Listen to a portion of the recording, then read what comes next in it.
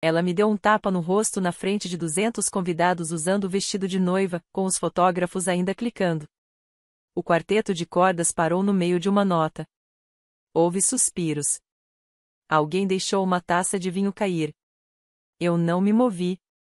Fiquei ali, com o rosto queimando e o coração disparado.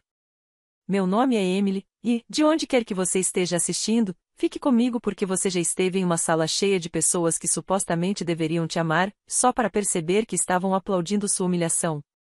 Deixe-me voltar um pouco no tempo. Ela queria minha cobertura. Não emprestada, nem para fotos. Ela queria que eu a desse de presente. É simbólico, ela disse. Você é solteira, sem filhos. Eu estou começando um novo capítulo. Faz sentido. Eu ri. Achei que fosse uma piada. Mas ela não estava brincando. Ela chorou para os nossos pais, disse que eu era egoísta, que estava bloqueando as bênçãos dela. E, em vez de encerrar o assunto, minha mãe me ligou no dia seguinte. Emily, para de ser difícil. É só uma cobertura. Ela vai se casar. Você não tem ninguém. Eu ainda disse não. Então, no dia do casamento, durante o brinde da recepção, ela ergueu a taça de champanhe, sorriu doce para mim e disse: quero agradecer a minha irmã Emily, que se recusou a me dar o que nunca foi dela, mas mesmo assim apareceu. Sempre foi ótima fingindo apoiar os outros. Risos. Educado, calculado. Ela se aproximou, me abraçou com um braço e me deu um tapa com o outro. O flash da câmera disparou no exato instante. O silêncio que se seguiu foi mais alto que qualquer música da noite. Meus pais riram. Minha mãe ainda comentou: dissemos para você dar a ela. Era sua obrigação. Obrigação? Como se eu fosse uma criada no conto de fadas dela. Me virei devagar, pronta para sair. Mas então ouvi uma voz firme atrás de mim. Já chega. Todos se viraram. Parado ao fundo do salão, de braços cruzados e olhar fixo, estava um homem de terno cinza, com o distintivo do Tribunal Federal preso ao blazer. Juiz Hovan. Ele olhou diretamente para mim e disse: você quer prestar queixa? O rosto da minha irmã empalideceu. O salão congelou. Por quê? Porque ninguém sabia. Ele não era apenas um convidado, ele era meu mentor. E eu não vim sozinha. Eu trouxe testemunhas, provas, e algo bem mais perigoso do que vingança, estratégia. O salão inteiro prendeu a respiração. O juiz Hovan deu um passo à frente calmo, mas letal como um homem acostumado a impor silêncio em salas cheias de mentiras. Ela te agrediu na frente de policiais, advogados licenciados e 200 testemunhas, ele disse. Então eu pergunto de novo, senhorita Emily Green, você quer prestar queixa? O rosto da minha irmã ficou branco como papel. O noivo parecia ter acabado de se casar com uma bomba relógio. Meu pai tentou intervir, levantando as mãos. Calma, ela é emotiva, é o dia do casamento, o juiz Hovan nem piscou. A agressão não tem passe livre só porque tem flores e champanhe. Olhei para minha irmã ainda com aquele vestido milagroso, ainda agarrada àquela máscara de sorriso mimado e doentio. Mas agora ela não estava mais no controle. Virei-me com calma para ele e disse. Ainda não. Mas quero que esse incidente seja registrado. Quero tudo documentado. Ele assentiu, puxou um bloco de notas fino e começou a escrever. A voz da minha irmã falhou. Você está falando sério? Vai arruinar o meu casamento. Sorri, serena. Não, querida. Quem arruinou tudo foi você, quando esqueceu que eu não sou sua propriedade para humilhar. Mais suspiros. E, então, um aplauso suave e discreto, vindo de 2 mesas mais ao fundo. Eram pessoas que a conheciam, que observavam tudo, e que já estavam cansadas da crueldade dela disfarçada de glamour. Passei por ela sem dizer mais nada. Minha mãe sibilou. Não ouse sair daqui. Mas eu não parei. Porque eu não estava fugindo envergonhada, eu estava saindo no controle. Lá fora, o juiz Hovan me alcançou. Ela vai dar um jeito, disse ele. Vai chorar no Instagram, fazer papel de vítima. Eu sei, respondi. E a mídia? Tenho advogados para isso também. Ele assentiu. Tem certeza de que não quer registrar agora? Pensei um pouco. Deixa ela soar primeiro. Às vezes o silêncio que antecede a justiça é mais alto do que qualquer palavra. Fui para casa. Minha cobertura. Minha. Não presenteada. Não implorada. Minha. Servi uma taça de vinho, sentei-me perto da janela e observei a cidade piscar, como se já soubesse. A garota que todos esperavam que desmoronasse, estava prestes a mudar a narrativa. E não seria gentil.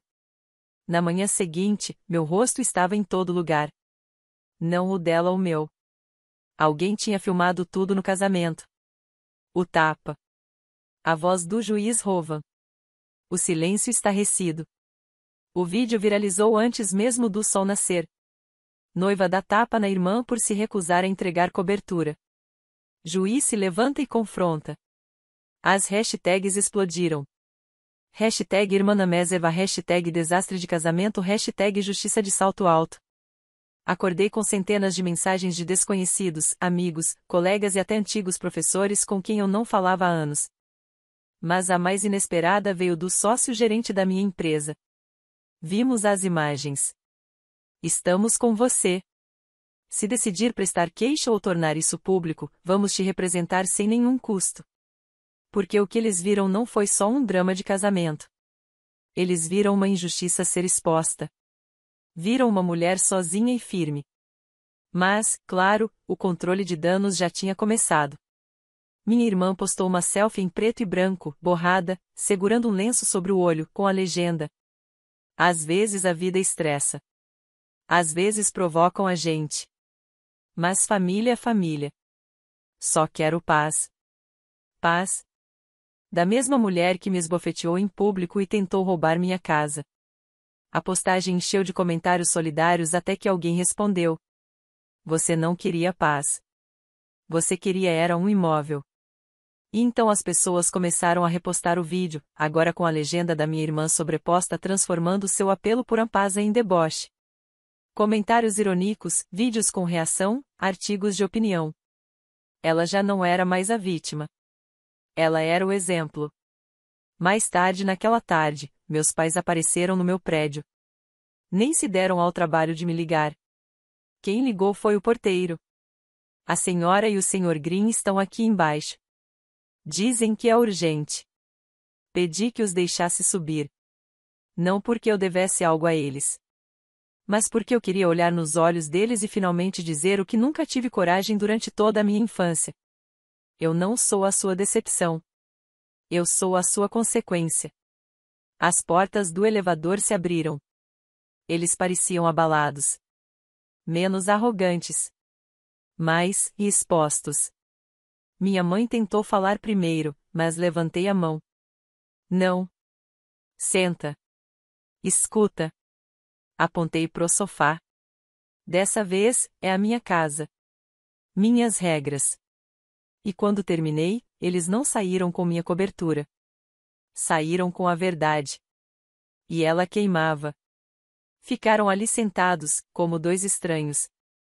Os mesmos pais que me criaram para ser obediente, discreta, invisível agora pareciam ter medo do que eu diria, agora que o mundo estava finalmente ouvindo. Minha mãe cruzou as pernas, tentando manter a pose. Não imaginávamos que chegaria a esse ponto. Você envergonhou sua irmã no dia do casamento dela. Inclinei a cabeça. Ela me agrediu. Ela estava emocionada. Rebateu.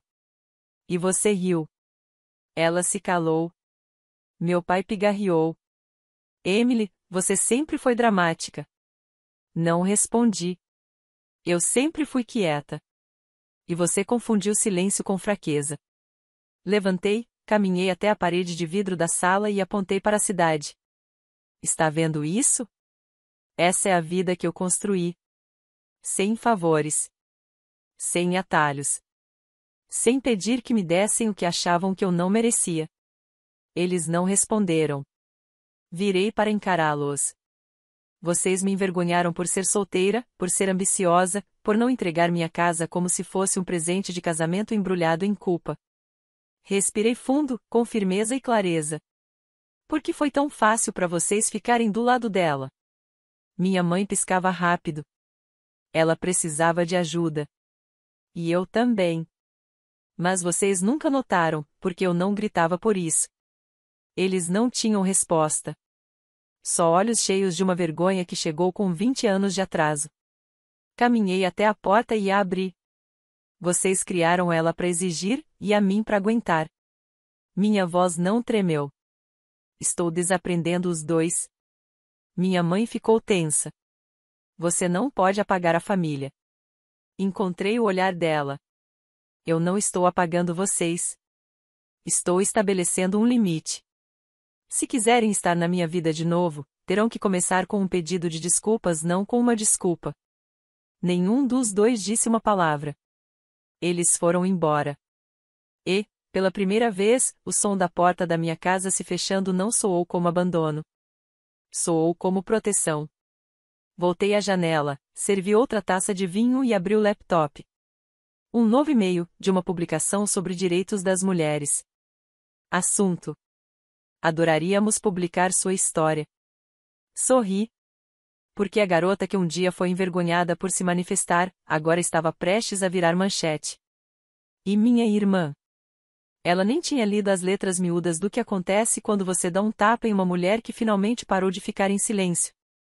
Na sexta-feira, as fotos do casamento da minha irmã já não estavam mais em alta. Mas eu estava. Cada blog, cada podcast, cada mesa redonda trazia a mesma manchete: o tapa-ouvido na internet.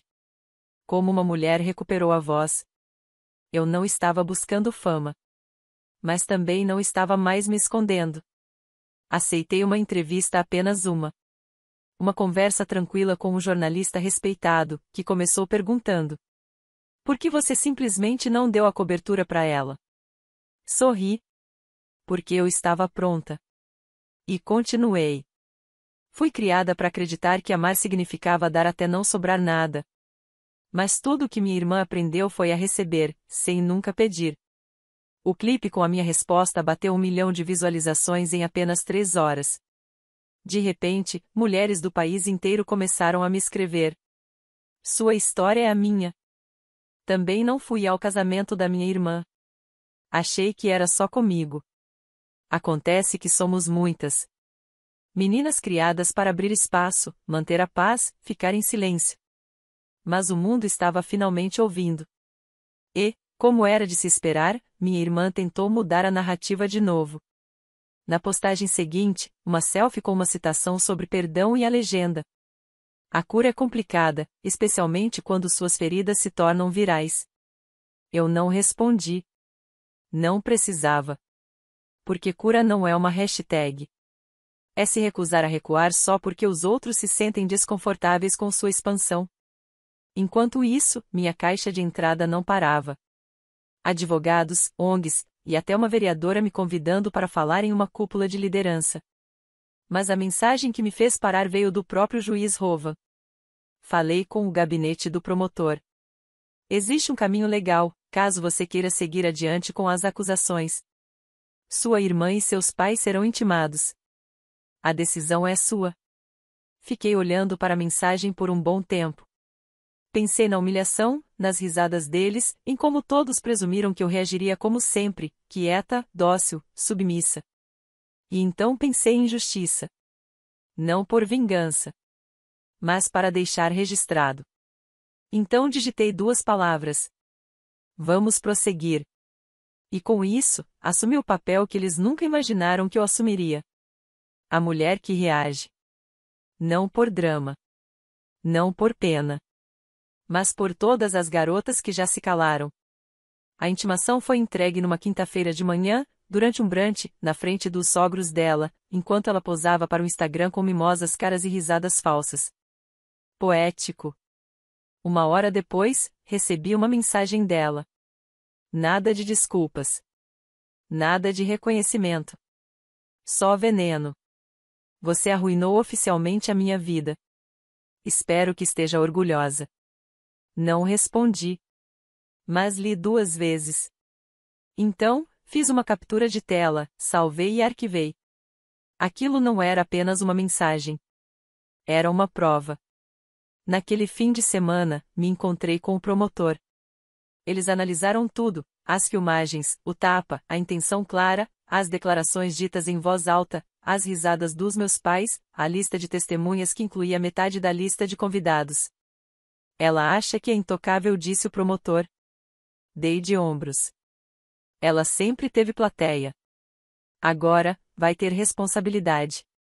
Me ofereceram duas opções: um processo judicial público, com cobertura da imprensa e depoimentos, ou uma audiência selada, com ordem de restrição e registro formal. Escolhi a primeira. Porque eu queria que a verdade fosse vista não sussurrada, não polida, não escondida para proteger reputações frágeis. As semanas seguintes passaram rápido. Meu advogado me preparou para tudo: perguntas, postura, tom, histórico.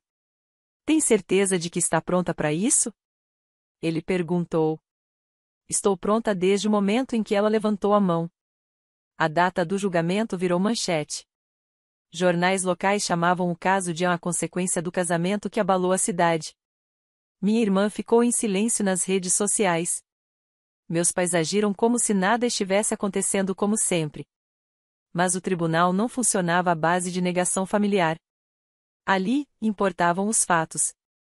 No dia da audiência, entrei usando o mesmo terno azul marinho que usei quando fechei o contrato da minha cobertura. Uma armadura simbólica. Ela parecia pequena no banco dos réus. A socialite sumiu. A noiva evaporou.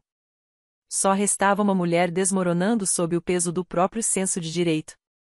Meu advogado foi direto. Você deu um tapa na sua irmã? Ela hesitou, e então sussurrou. Sim. Essa palavra sozinha quebrou tudo. O tribunal murmurou. Até o juiz levantou uma sobrancelha. Quando chegou minha vez de falar, eu não chorei. Olhei para o júri e disse: eu não fui atingida porque fui cruel. Fui atingida porque disse não. E na minha família, isso é a verdadeira traição. Ao descer do banco, senti algo se alinhar dentro de mim. Algo que estava fora do lugar desde a infância. Naquela noite, voltei para casa passando por flashes e repórteres gritando meu nome. Mas tudo o que ouvi foi silêncio. Do tipo bonito. Do tipo conquistado. O tipo que vem quando sua voz finalmente abafa o barulho. O veredito não foi explosivo. Não houve aplausos. Nem suspiros. Só o som seco do martelo. O tribunal condena real pagamento de indenização ao autor. Ela foi responsabilizada.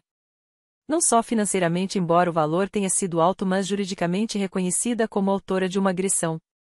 Não foi um colapso. Não foi um momento de emoção.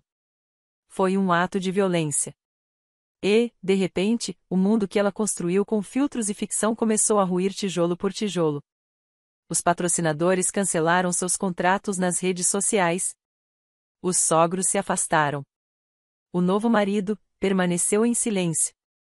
É difícil manter um conto de fadas quando a transcrição do tribunal soa como uma confissão. Meus pais não apareceram na audiência, mas eu sabia que estavam assistindo. 2 dias depois, recebi o e-mail da minha mãe. Não sabíamos que chegaria tão longe. Podemos conversar em particular? Fiquei encarando o cursor piscando por um bom tempo. Depois apertei delete. Algumas portas precisam permanecer fechadas, principalmente quando quem bate do outro lado vem movido por vergonha, não por arrependimento. Em vez disso, escolhi focar em construir algo novo. Fiz parceria com uma organização de defesa dos direitos das mulheres e comecei a orientar jovens profissionais, especialmente aqueles ensinados a se encolher diante da família. Cada história que elas contavam parecia uma página do meu próprio passado. Mas, dessa vez, eu não era a que segurava as lágrimas. Eu era a mulher que dizia: você pode dizer não. Pode ir embora. Pode recomeçar. E não deve explicações a ninguém. Com o tempo, as manchetes desapareceram. O mundo seguiu em frente. Mas eu não precisava da atenção deles. Eu tinha algo melhor: paz. Numa tarde, sentada na varanda da minha cobertura, me peguei pensando. Ela tentou roubar minha casa, minha voz, minha dignidade. Mas, no fim, ela me deu algo que nem percebeu, uma plataforma. Não do tipo que se sobe em busca de aplausos, mas daquelas que você constrói quando finalmente para de se desculpar por existir. A próxima vez que a vi foi por acaso, num evento de caridade. Ela chegou atrasada, mais quieta, mais envelhecida, vazia. Nossos olhares se cruzaram por um segundo. Ela desviou. E eu não a segui, não falei, não acenei. Porque a cura nem sempre precisa de confronto. Às vezes, ela é simplesmente isso, não vacilar. 6 meses depois, organizei meu primeiro evento. Uma reunião simples, no terraço, sob luzes quentes, jazz suave e um horizonte que antes parecia distante demais para alguém como eu. Mas não mais. Não era uma festa de vitória. Era algo mais íntimo, mais sagrado. Um espaço para mulheres que foram ensinadas a serem grandes, mas que passaram a vida sendo diminuídas. Não houve brindes. Nem discursos. Só histórias. Risos. Curas que não imploravam por plateia. Quando a noite caiu, o juiz Rovan se aproximou, com um copo na mão. Você mudou mais do que a sua própria história, disse ele. Você deu permissão para que outras pessoas reescrevessem as delas. Eu sorri. Mas, dessa vez, não foi por orgulho. Foi por liberdade. Foi libertação. Depois que todos foram embora, fiquei sozinha na sacada mesma que, um dia, ela tentou reivindicar como sua. Olhei para a cidade essa mesma onde me reconstruí, tijolo por tijolo, dor por dor. Meus pais nunca mais me procuraram. E eu também nunca fui atrás deles. Porque, às vezes, o melhor encerramento não vem de um pedido de desculpas. Vem da consciência de que eu nunca precisei dele para seguir em frente. Ela me deu um tapa. E eu recuperei meu poder. Hoje, ela caminha nas sombras do silêncio. E eu estou em salas iluminadas pela verdade. Essa cobertura nunca foi só sobre móveis. Foi sobre espaço. Sobre respirar. Sobre viver sem precisar me encolher para que os outros se sintam maiores. E quando me perguntam se eu a perdoei, respondo o seguinte: eu não perdoei o tapa. Eu me perdoei por ter ficado em silêncio por tanto tempo. Essa é uma paz que não se exibe. Ela se reconstrói com escolhas, com cicatrizes, com coragem. Uma paz forjada no fogo de finalmente dizer basta. E querer dizer cada sílaba.